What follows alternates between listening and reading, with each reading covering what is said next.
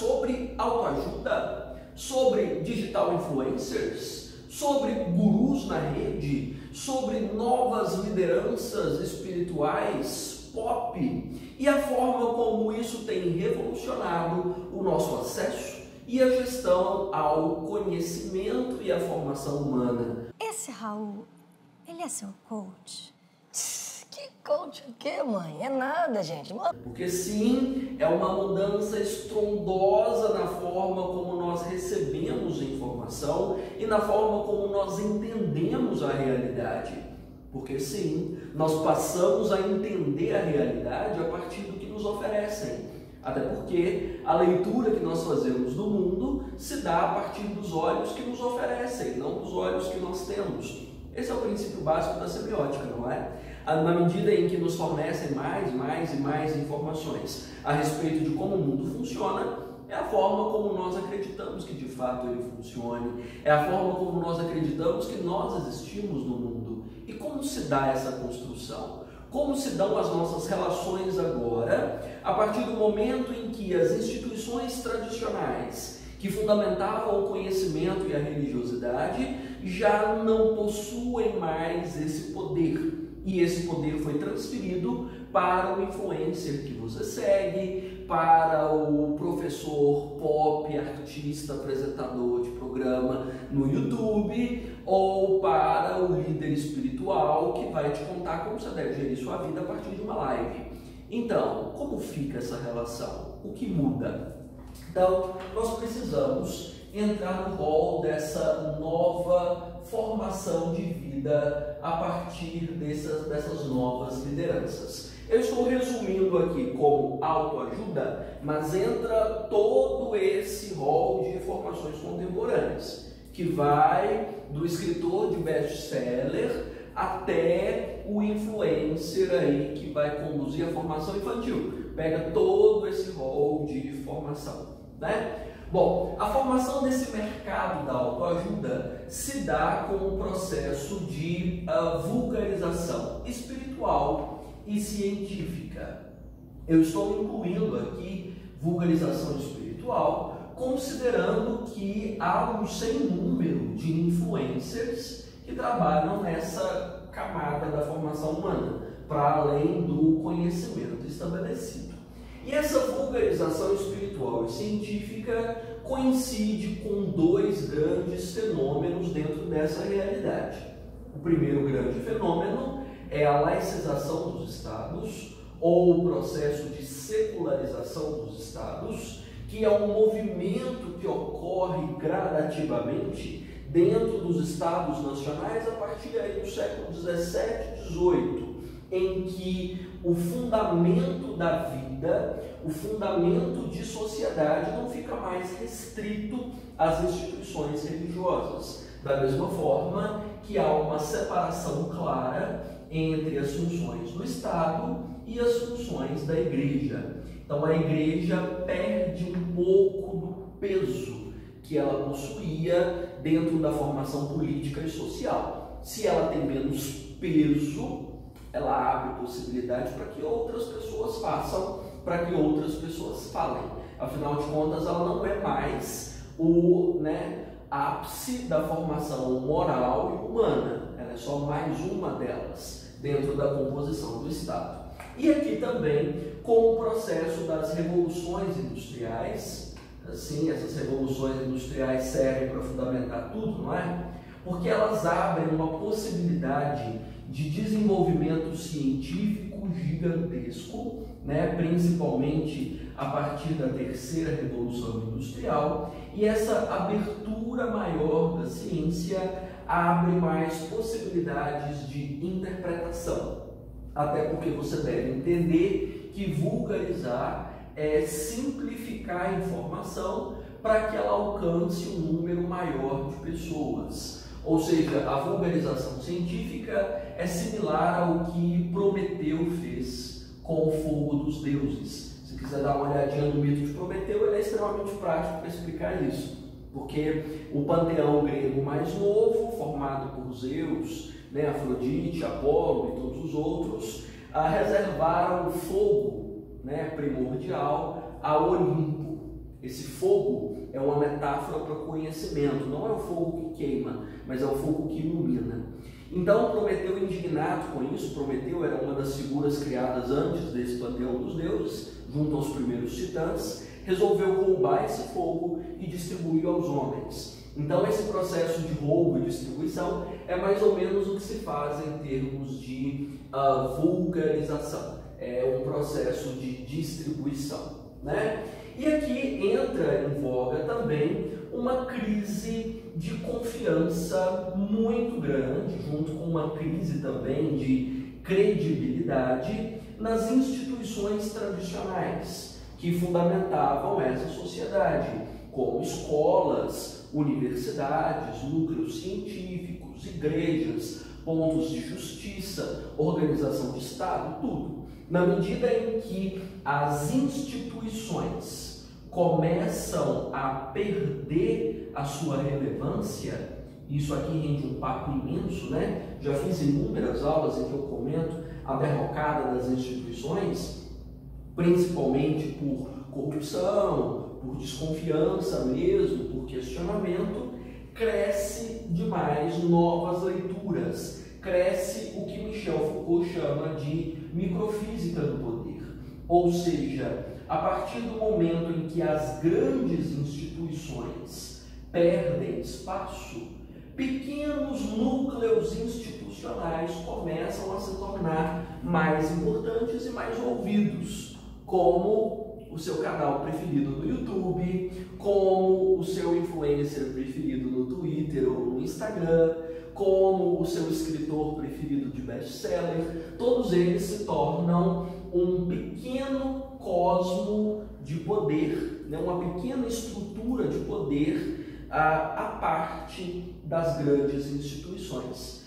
Inúmeros teóricos falam dessa crise de confiança. Um dos mais notórios que eu já citei em aula foi Bauman, mas o Slavoj Žižek, que eu vez ou outra eu cito em aula também, já falou sobre esse processo. Inúmeros teóricos já trouxeram essa dinâmica.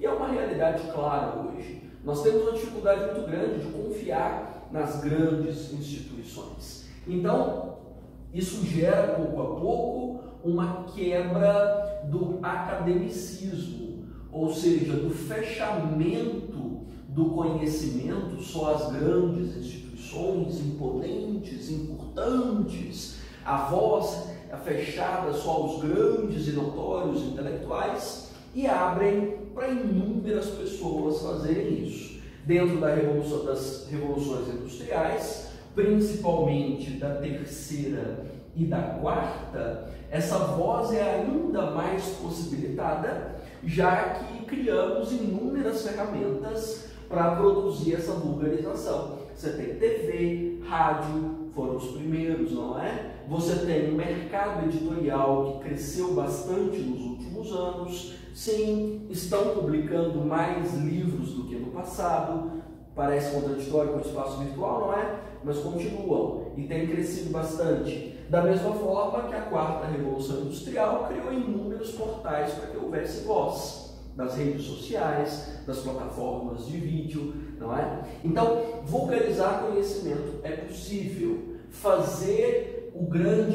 Refazer, né, o grande feito de Prometeu é mais próximo hoje do grande público. Qualquer um pode produzir conhecimento e nós começamos a distribuir isso com uma intensidade, com uma quantidade e uma velocidade absurdas, né? Então, o mercado da autoajuda, dos influencers, nasce dentro desse processo aqui, da junção desses fenômenos, dessa conjuntura toda, né? Bem, o que nós temos de problema aqui? Que é óbvio que você deve imaginar que eu vou achar problema. Até porque se eu não achar problema, não sou eu, né? Quando que eu elogiei uma realidade? Bom, primeira questão. Nós estamos lidando com um processo de mercadorização do conhecimento. É lógico isso aqui? É. Conhecimento é mercadorizado dentro dessa sociedade como qualquer outra coisa. Tudo vira mercadoria dentro de uma lógica neoliberal, né? é um traço muito comum a quase tudo que se diz dentro do modelo neoliberal. A gente mercadoriza cultura, a gente mercadoriza conhecimento, nós mercadorizamos experiências, tudo vira uma forma de renda, né? Comum é inevitável praticamente. Estou fazendo isso nesse exato momento? Estou. Você não está tendo acesso a essa aula sem que você pague por ela. Então, nós estamos dentro de uma dinâmica mercadorizada. Problema nisso, né, é o risco de nós não nos atermos a, digamos, qualidade dessa informação ou a velocidade dessa informação, porque aqui vamos dizer que a popularidade dentro de um ritmo de mercadorização torna-se mais importante do que a relevância. Eu não sei se você observa esse jogo. Se eu, por exemplo, me torno um professor famoso de YouTube, que é uma coisa que eu queria, sim, né? Qual vai ser o meu maior interesse nessa jogada? Assim como é boa parte do maior interesse dos grandes edutubers. Conseguir seguidores, ter curtidas, conseguir engajamento, ser popular. Ou seja, agradar o grande público, alçar ao posto da fama e da celebridade, e obviamente da grana que vem com isso, torna-se muito mais importante do que a fidelidade da informação, ou a coerência científica, ou a honestidade da orientação espiritual, se for para essa direção. Então você pode colocar em risco pessoas distorcendo informações, manipulando informações, manipulando seguidores para conseguir popularidade e deixar a relevância de lado. Isso te lembra alguma coisa? Te lembra sofistas?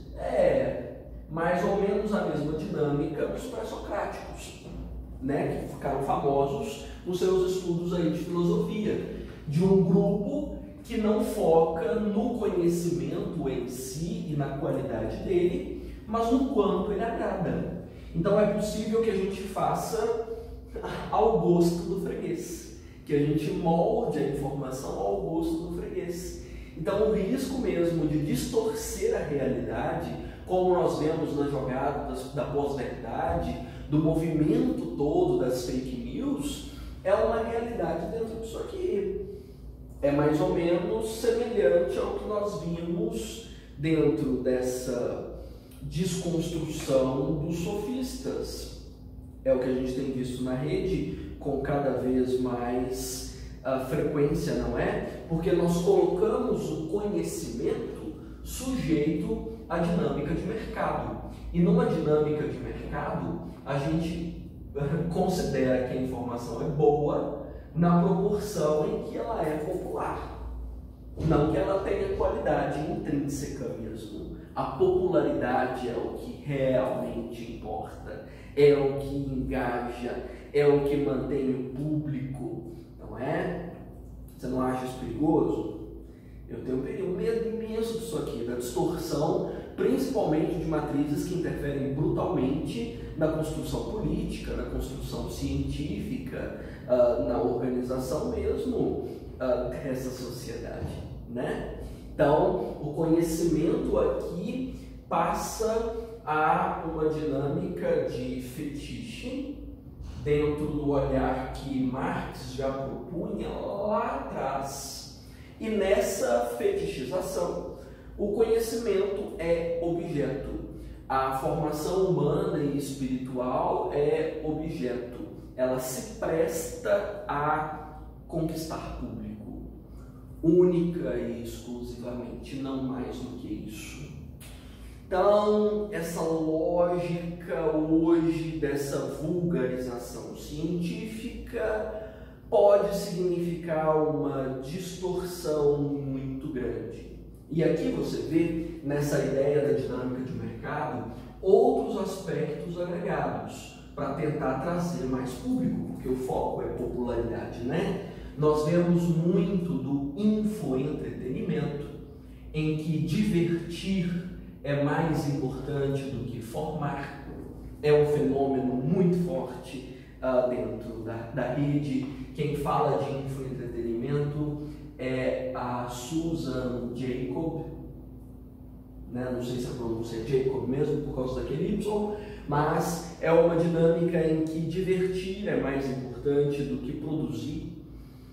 Isso é muito perigoso também para a nossa formação política, e veja como é fácil manipular a audiência dentro dessas jogadas. Você vê que dentro dessa dinâmica do entretenimento, você encontra produtores de conteúdo com uma oratória impecável, na capacidade de conduzir o público, no uso da brincadeira, da diversão, dos recursos lúdicos o tempo todo, né? Das jogadas aí, dos vídeos e de uma produção que te distrai e não necessariamente te faz pensar, né? Aqui você vê a dinâmica mesmo do espetáculo, semelhante ao que o Guy Debord já discute dentro de um fenômeno de sociedade do espetáculo. Então, é uma formação de sociedade mais empenhada no circo do que na compreensão e no aperfeiçoamento da sua realidade propriamente dita. Então, esse contexto assusta muito. Mas por que as pessoas vão buscar esse tipo de coisa se ela é tão perigosa? Ora, minha senhora, quanto maior for a crise, maior é a demanda por esse tipo de conteúdo. Você pode perceber que quanto mais profunda for a crise econômica, ou a crise política ou social, ou mesmo a crise dessas instituições, mais esse tipo de conteúdo tende a aparecer. Olha que curioso, a indústria do cinema estadunidense, que nós conhecemos hoje como produções hollywoodianas, surge praticamente no mesmo momento da crise de 29. Ou seja, quando a crise é mais profunda, é que surgem estratégias para distrair, para envolver, para de alguma forma entorpecer a população. Então, o propósito não é formar, o propósito é distrair. Então, nós entendemos que essa dinâmica toda que eu estou discutindo é um termômetro de crise. Então, significa que discutir esse assunto nesse momento é mais do que conveniente. Nós estamos dentro de uma crise sistêmica, né? Como o Slavoj comenta, já citei o Slavoj aqui hoje, né? É sistêmica porque essa crise não pertence só a um eixo dessa sociedade. Essa crise é sanitária, é econômica, é política, é ambiental. Nós estamos desesperados dentro disso. Essa crise cria ansiedade, né? Cria um medo, pânico em relação ao que vai ser o futuro, né? Cria revolta, indignação, porque a gente quer um bode expiatório, alguém em quem nós possamos depositar o nosso inconformismo e a nossa tristeza por estarmos em crise, não é? E as instituições, as antigas instituições, como eu mencionei, perderam crédito. Então nós precisamos encontrar alguém na barra da saia de alguém para nós segurarmos, né? Para nós tirarmos as pitangas aqui. Você vai buscar o seu guru, você vai buscar o seu influencer de estimação, você vai buscar o seu Rasputin. Não sei se vocês têm essa referência aí, que foi um dos gurus mais importantes da história desse planeta, né? Um guru da monarquia russa, que teve uma fama absurda pela forma como ele manipulou a corte russa próximo da data da Revolução. Olha que curioso, Rasputin se torna uma liderança religiosa, espiritual, intelectual, um guru, num dos períodos de crise mais profunda do mundo oriental. Está vendo a coincidência? Então, quanto mais profundas forem as crises em que nós entrarmos, mais nós vamos buscar esse tipo de conteúdo. E é um conteúdo com o qual nós não nos relacionamos de forma crítica ou de forma mais, digamos, né, racional. Não é um processo racional. Todo esse processo, dentro do contexto de crise, se dá na linha da comoção. Olha aqui a quantidade de emoções vinculadas e mais um quilo delas, né? Ou seja, nessa comoção, nós somos incapazes de medir o impacto, o nível de manipulação que essas pessoas estão gerando sobre nós e o tipo de consequência de médio ou longo prazo que isso pode deixar. A gente não pensa, a gente segue, até porque a gente não sabe outro caminho, a gente não sabe o que fazer, se dá para fazer alguma coisa. Então, o alinhamento pela comoção é geralmente o caminho mais comum. Ah, mas dá para pesquisar, dá para ir atrás. Isso aqui, na maioria das vezes, não dá para entender.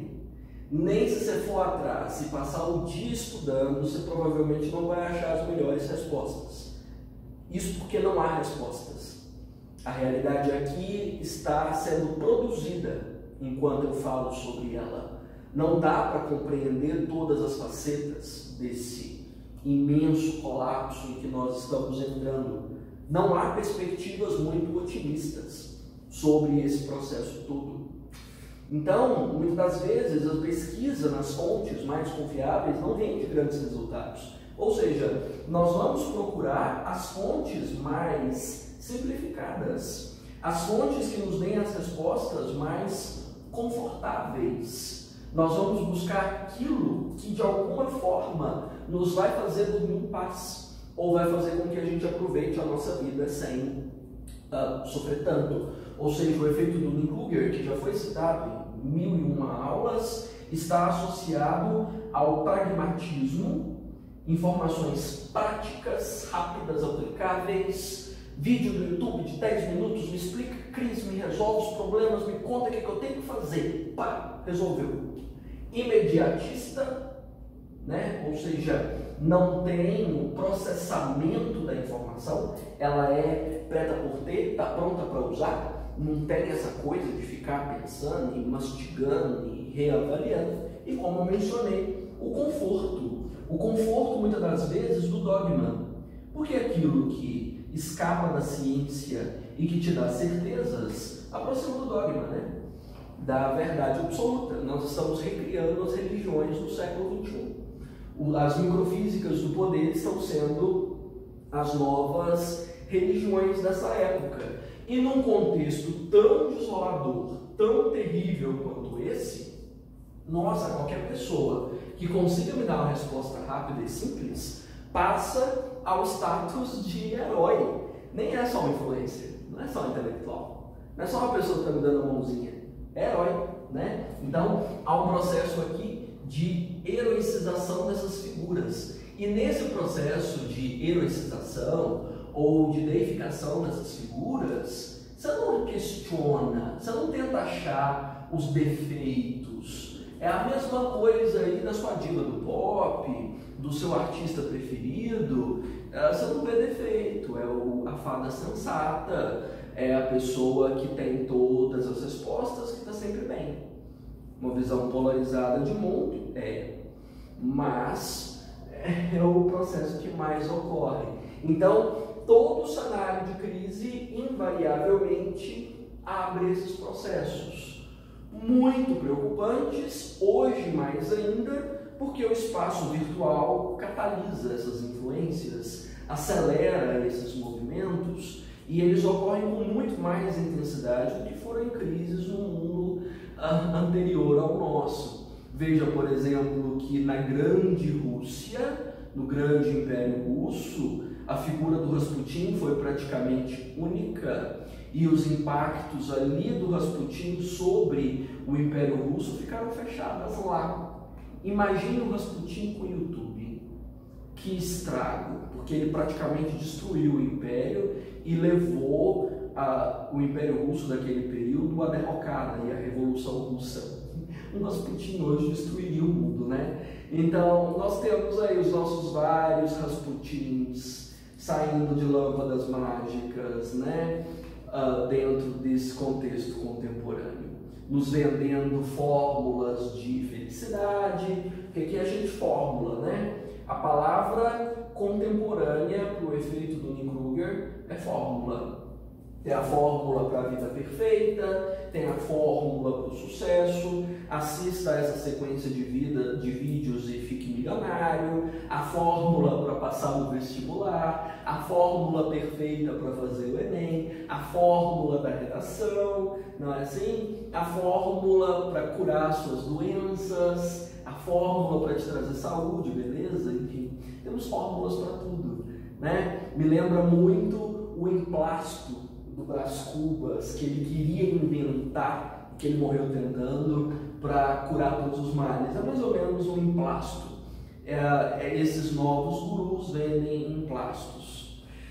Então, tem um pouco de medo desse processo. Não sei se você consegue sentir o drama, né, disso tudo. E como nós separamos conteúdo? O que presta, o que não presta? Porque tem muita gente na rede que é boa de serviço, que tem referências, inclusive, saudáveis e úteis para esse momento, para a gente tentar sobreviver, né? É quase impossível separar. Até porque dentro da rede hoje, quanto mais informação aparece disponível, menor é a nossa habilidade de separar isso e de atribuir sentido. Então, não tem como ser muito otimista, viu, em relação à forma como esses conteúdos são selecionados e a maneira como eles devem ser filtrados por nós. Nós nem fomos preparados, nós não fomos educados para essas mudanças, nós não fomos preparados para as crises. Dentro de um cenário de crise, geralmente a gente diz que ou vai passar, ou a gente ignora que a crise exista, né? Porque o nosso nível de inteligência só chega aí, não dá conta de entender. O buraco é fundo, e a gente nem conseguiu ver ainda até que ponto vai piorar muito. O que eu vou fazer? Nós não chegamos a isso, né? Nós somos incapazes de olhar para o fundo do poço e não conseguir ver a nossa imagem refletida de volta. A gente precisa fazer de conta que o poço não existe, ou que nós vamos passar voando sobre ele. Negamos até a teoria da gravidade. Mas nós estamos caindo. Então, o que nós fazemos diante da queda e diante desses materiais que são um tanto quanto perigosos? Bom, nós precisamos recuperar de alguma maneira a força e a importância das instituições. E eu acredito que essas instituições mesmas estão começando a perceber o risco que elas estão correndo. Não é à toa que agora nós estamos vendo a OMS, que é uma das instituições de saúde mais importantes da história, sendo abalada por discursos de personalidades, de influencers, de gurus. Então eles estão começando a abrir o olho. Esses especialistas estão começando a abrir o olho. Então, em vez de deixar que a realidade seja traduzida para nós pela ótica dessas figuras questionáveis muitas das vezes, que trabalham no campo da comoção, que têm estratégias de manipulação focadas em diversão, entretenimento, né, espetáculo, como eu estava dizendo, é preciso que essas instituições criem cada vez mais contato com as pessoas, que elas criem ouvidorias e portais para que nós possamos ter acesso mais facilitado a conhecimento seguro, legitimado, para que a gente não caia nessas armadilhas de quem está só atrás de inscritos, curtidas, seguidores e tudo mais. Para quem usa essa dinâmica narcísica das redes, né? E tem muito narcisismo nisso, você já percebeu? Já percebeu que boa parte dos influencers e dos gurus precisam colocar a vida íntima para poder vender a informação junto? É uma jogada dentro do infoentretenimento. Funciona? Funciona. Muito. Então, essas ouvidorias e portais seriam uma forma de essas instituições saírem do Monte Olimpo e começarem a se aproximar de nós. Eu tenho falado muito disso em todos os temas que esbarram de alguma forma com o campo da pós-verdade. Ou seja, universidades fazem parte disso aqui, órgãos de justiça, órgãos vinculados à cidadania, né, à gestão de direitos humanos, precisam ter contato mais direto e sair dessa cátedra, né, do não me toques, do ambiente acadêmico, para que elas sejam de fato compreendidas. Lugar para isso já está pronto. São os mesmos ambientes onde os próprios influencers estão, para que com o tempo nós possamos ter acesso a conteúdo de relevância com mais propriedade, e relevância torne-se mais importante do que popularidade, né? Talvez nós consigamos isso com conteúdo frequente aí no seu Twitter, no seu YouTube, no seu Instagram. Talvez aos poucos nós não sejamos vítimas dos Rasputins do século XXI.